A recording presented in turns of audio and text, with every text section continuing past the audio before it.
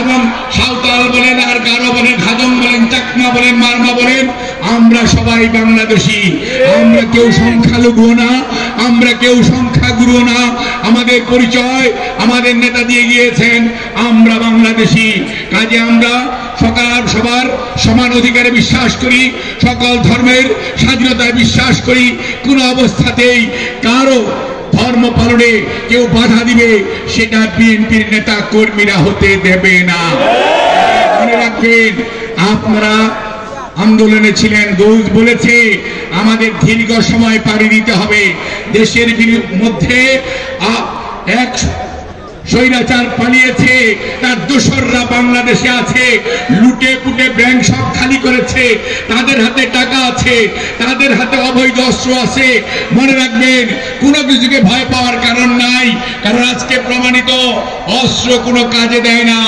আমরা যারা 18 কোটি মানুষ, 36 কোটি হাত, আমরা যদি ঐক্যবদ্ধ থাকি তাহলে বাংলাদেশের স্বাধীনতা সার্বভৌমত্ব নিয়ে কেউ ষড়যন্ত্র করতে পারবে না, আপনার আমার অধিকার কেউ ছিনিয়ে নিতে পারবে না। কাজেই আমাদেরকে এই ছাত্রকে সবচেয়ে বেশি প্রয়োজন আজকে জাতীয় ঐক্য, এবং সেই ঐক্য যদি আমরা আজকে প্রমাণ করতে পারি, আজকে যদি আমরা আজকে যেমন আপনার এক ছাদের নিচে আজকে মিলন ভাই এবং মিজান সহ এই বিএনপি নেতা কর্মীরা আপনারা একত্রিত হয়ে আজকে যে সুশৃঙ্খল ভাবে সার্থক ভাবে আপনারা কর্মী সভা করলেন, সেটি হচ্ছে ঐক্যের প্রমাণ। এটি ছড়িয়ে যাবে, সবাই বলবে বিএনপি আজকে এক, বিএনপি আজকে ঐক্যবদ্ধ। কাজেই মনে রাখতে হবে, আমাদের বিরুদ্ধে ষড়যন্ত্র চলছে, কোন ষড়যন্ত্র আপনারা সাকসেসফুল হইতে দিবেন না। মনে রাখতে হবে, কর্মীরা আপনারা যদি মিলিত থাকেন, কোন নেতা আপনাদের মধ্যে বিভাজন সৃষ্টি করতে পারবে না।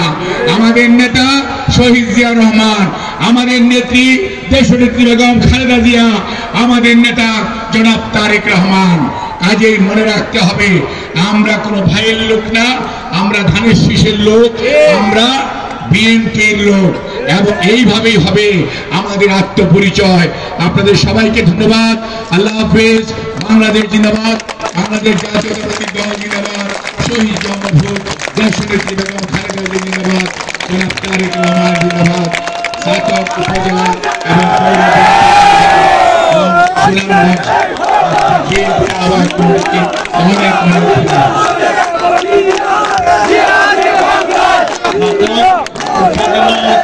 বিএনপি সুনামগঞ্জ